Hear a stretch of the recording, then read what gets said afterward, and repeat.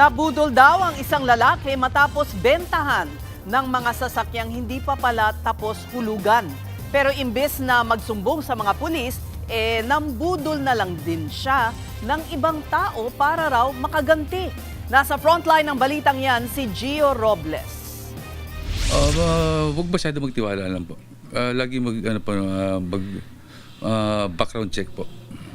Mala public service announcement ang pahayag na yan. Pero ang payo nanggaling mismo sa sospek na inaresto ng NBI dahil sa umano'y talon kasa scheme. Sa nasabing modus, binebenta ng sospek ang sasakyang naka-financing o hinuhulugan pa. Kwento ng sospek na budol din umano siya ng talon kasa scheme online.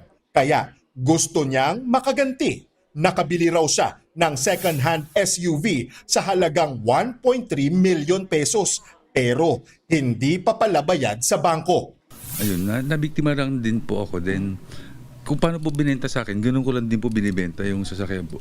May bumili sa SUV pero nabisto rin ng buyer na nagsumbong kalaunan sa Organized and Transnational Crimes Division ng NBI. Doon na nagsagawa ng entrapment operation kung saan nahuli ang sospek at isa pang lalaki na lookout niya umano. Nakuha sa sospek ang iba't ibang peking ID na ginagamit niya sa panluloko.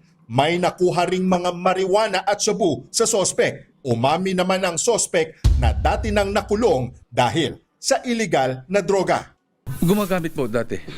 Dati po, opo. In good faith ko tinapos yung counseling ko. Walang absent. Totally nagbago po ako nun. Labis daw ang pagsisisi ng sospek. Aminado raw siya sa kanyang ginawa. Sana wag tularan na iba. Ayun. Kasi hindi naman talaga tama. Humingi ng sorry ang sospek sa kanyang mga biktima. Di naman kumbinsido ang biktima sa dahilan ng sospek na minsan din siyang nabudol ng parehong modus. Hindi po ako naniniwala na biktima siya kasi unang-una dalawa yung binibenta niya eh. Kung biktima lang siya, di dapat isa yun. Diba? Saka kung di siya scammer, kung biktima lang din siya, edi sana doon kami nagtransact doon sa bahay niya. Nagbabalita mula sa frontline. Gio Robles, News 5. Mga kapatid, Cheryl Cosing po. Maging maalam at may pakialam sa mga napapanahong issue at headlines. Mag-follow at mag-subscribe na sa social media pages ng News 5.